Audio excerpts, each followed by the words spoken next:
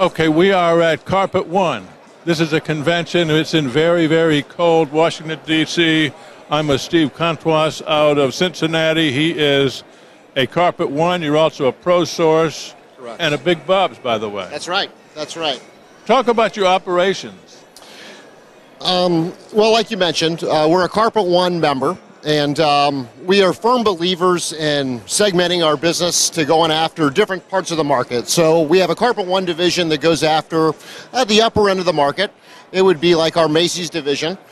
We have a Flooring America, which goes after the mid part of the market, which would be, you maybe compare it to a Target, affordable fashion.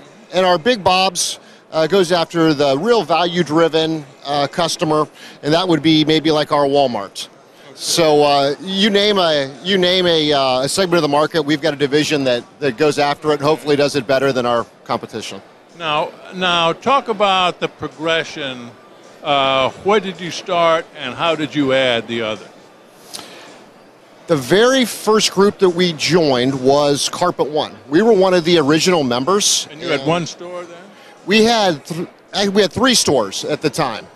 And we were very concerned about margin, and I think we were maybe the 7th or 8th member, mid-'80s when we joined. I was still just a child. And as soon as we joined Carpet One, we picked up about 4 points of margin overnight. And since then, we've tried to participate in all their programs and go in with them step by step with their merchandising and their training. It opened our eyes to the value of being aligned to a national organization. Big Bob's soon followed about 5 years later. And originally we started Big Bob's just because we had so many remnants, we couldn't get rid of them all. And we felt like used carpet was an interesting niche. And about 5 or 6 years later, ProSource came about. I guess that was about, actually, maybe longer than that, maybe 10 years, 1997, which is when I joined the company. And that's ended up being one of our most profitable divisions. It did not overlap with the other divisions. And it kind of had, it was different. It had CCA's kind of thumbprint on it. But it was going after a part of the market that we were not serving at the time. So now we're up to, then we bought Flooring America. We bought Buddy's Carpet, which was our largest competitor in Cincinnati, and they had maybe 18 locations at the time. We've consolidated down to 9, and we turned those into Flooring Americas. And that's been a big part of us making them profitable and implementing all the CCA best practices. And total, we have about 22 locations now. I see. So you're the big player in Cincinnati. You are the biggest independent, would you say? Yeah, we are. We are the largest in Cincinnati. The last time I looked at Floor Focus, maybe the 9th largest independent in the U.S. And, you know, that's a nice honor, but we don't strive to be the biggest. We just strive to be the most profitable. What sort of things, with all these balls in the air, what's next? I mean, do you see adding more? Do you see subtracting? Do you see getting into different products? Or if not, what? For the next couple of years, organic growth, I think, is really what we're going to concentrate on, and finding new vehicles to find new streams of revenue. For example, we just launched a kitchen and bath division at our ProSource, and that's going to be the test ground for our Carpet One store and also our Flooring America stores. We feel like that with our relationships with the general contractors, the tradespeople and designers, that's kind of a natural progression to create a new stream of income.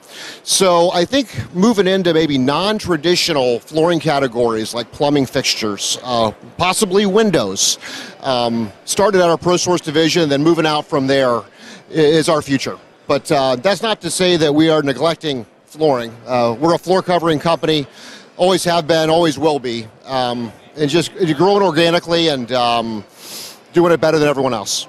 One of the things I saw, in fact, I think they're showing it here, not in the trade show part, but out in the hall, they have countertops, cabinets, and so on. Might that be something you would ever consider? Yes, that's actually part of our kitchen and bath assortment. Oh, it is? Yeah, the countertops kind of go hand in hand, like you said, with the cabinets. What was the other thing you said? You said countertops, cabinets, and there was another category there too. But I don't know that I noticed the other category. okay, but yeah, we're involved in all of those, and it's challenging. It's hard to get out of your comfort zone when we've been in business for almost 70 years, and we're flooring people, but in order to grow, change is a constant, and we have to push ourselves to do different things and not become complacent. And that's one of the values of being part of Carpet One, is they don't let us become complacent, and they continue to push us out of our comfort zone. Well, it just seems like with the big box players being as aggressive as they are with their online efforts aimed at gleaning people away from independence, the major online players very likely doing the same thing, looking at taking share away from guys like you, that would seem to occupy a lot of your worry time, I guess, going forward.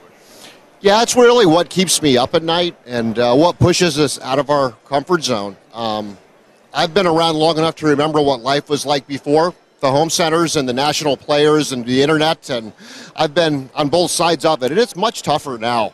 Every day we have to wake up and figure out how we can get closer to the customer, how we can service the customer better, how we can be a good corporate citizen and become a bigger part of our community and really entrench ourselves with our customer to become a partner with them.